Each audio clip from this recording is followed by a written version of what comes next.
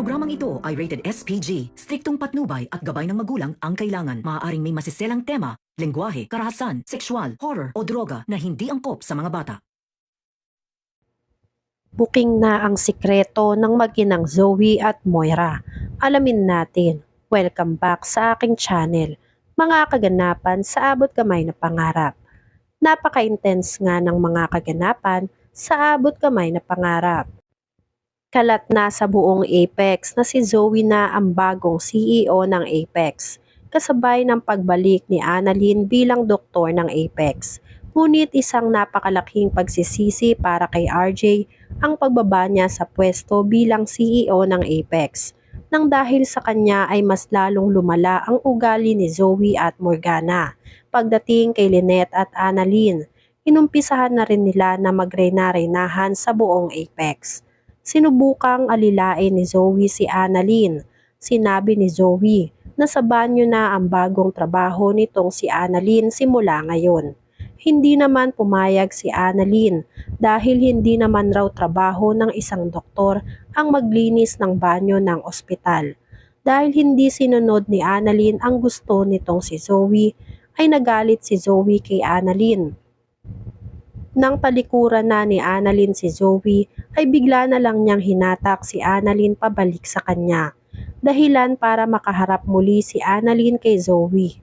Inis na inis si Zoe kay Annalyn at gusto ni Zoe na isubsob si Annalyn sa tubig na panglampaso sa banyo.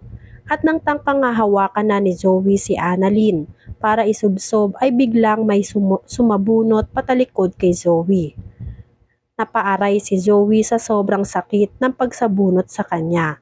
Si Nushiji pala ang dumating para ipagtanggol si Annalyn.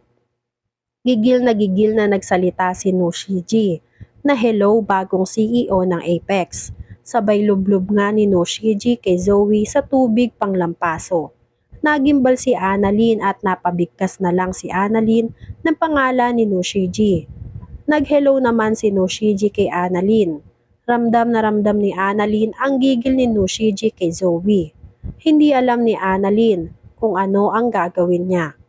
Kung aawatin ba niya si Nushiji sa ginagawa kay Zoe. Nang tigilan ni Nushiji ang paglublob sa mukha ni Zoe, ay kitang-kita na basang-basa si Zoe. Galit na galit at gigil na gigil si Zoe kay Nushiji. Sinabi ni Zoe kay Nushiji na how dare you. Akpang sasampalin sana ni Zoe si Nushiji, ngunit hindi nagtagumpay si Zoe. Siya ang nasampal ni Nushiji ng napakalakas at sabay tanong kay Zoe kung gusto pa raw ba ni Zoe na masampal. Napahawak na lang sa pisngi si Zoe at nag-walkout palayo kina Annalyn. Hindi matanggap ni Zoe na gagawin sa kanya ni Nushiji ang isubsob siya sa tubig panglampaso na dapat ay kay Annalyn niya gagawin. Inis na nagsumbong si Zoe kay Moira. Sinabi ni Zoe kay Moira na dumating na ang kapatid niyang si Nushiji at sinaktan siya nito. Nagimbal si Moira dahil agad-agad naman lumipad pabalik si Nushiji sa Pinas. At alam ni Moira na kaya bumalik si Nushiji sa Pinas ay dahil gusto niyang bawiin ang binigay ni Moira kay Zoe na share. Gaya ng pinag-usapan nila ng mayapang ina nila na si Madam Chantal. Mukhang mapapalaban na naman si Moira at Zoe sa pagdating muli ni Nushiji sa buhay nila. Dahil sa sobrang gigil ni Nushiji kay Zoe at pati na rin kay Moira, alam ni Moira na hindi lang yon ang kayang gawin ni Nushiji. Sa kabilang banda, nagpasalamat naman si Annalyn kay Nushiji.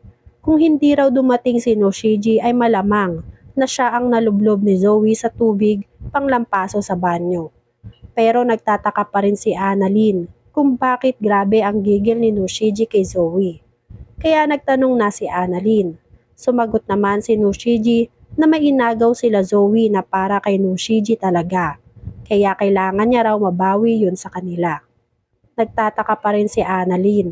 Kaya agad na sinabi ni Nushiji na may hawak siyang alas laban sa mag-inang Zoe at Moira.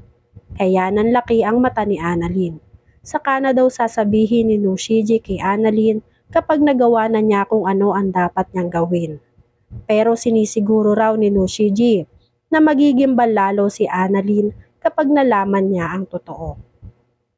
Samantala, dahil sa gigil ni Moira ay pinasara na rin niya ang kantin na pinagtatrabuhan ni Lynette. Balak talaga ni Moira na unti-unting mapaalis si Lynette sa Apex. Wala naman nagawa si Lynette sa gustong mangyari nitong si Moira dahil sila na ngayon ang namamahala ng buong Apex. Kaya hindi na makakaangal pa si Lynette sa mga gustong mangyari nitong si Moira. Sa kabilang banda, alam na ni Giselle ang tungkol sa pagiging bagong CEO ni Zoe at hindi papayag si Giselle na basta na lang mapunta kay Zoe ang legacy ng pamilya nila. Kaya uuwi raw agad si Giselle para bawiin ang dapat sa kanila. Dahil ginamit lang nila Zoe ang kahinaan ni RJ at yun nga raw ay ang anak ni RJ na si Annalyn.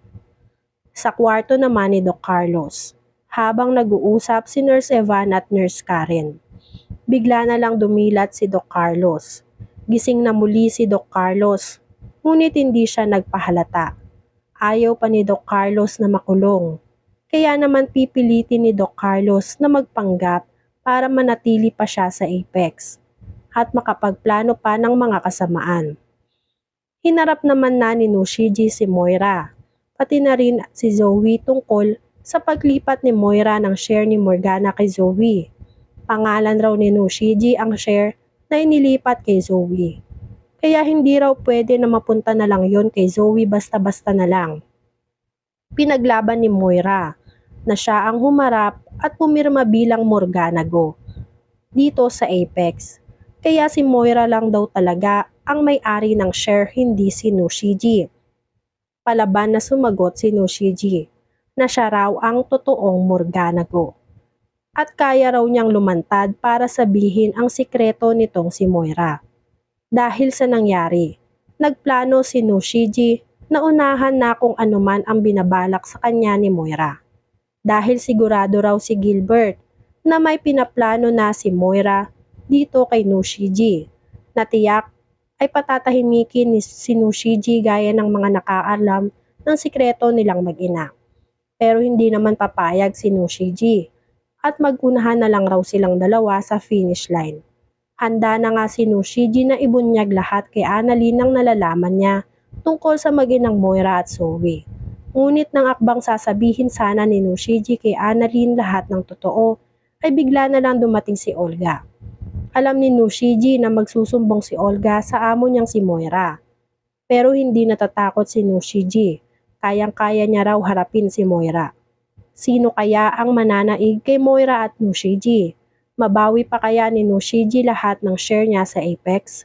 Yan nga ang mga kaganapan at mga dapat nating abangan dito sa Abot Kamay na Pangarap.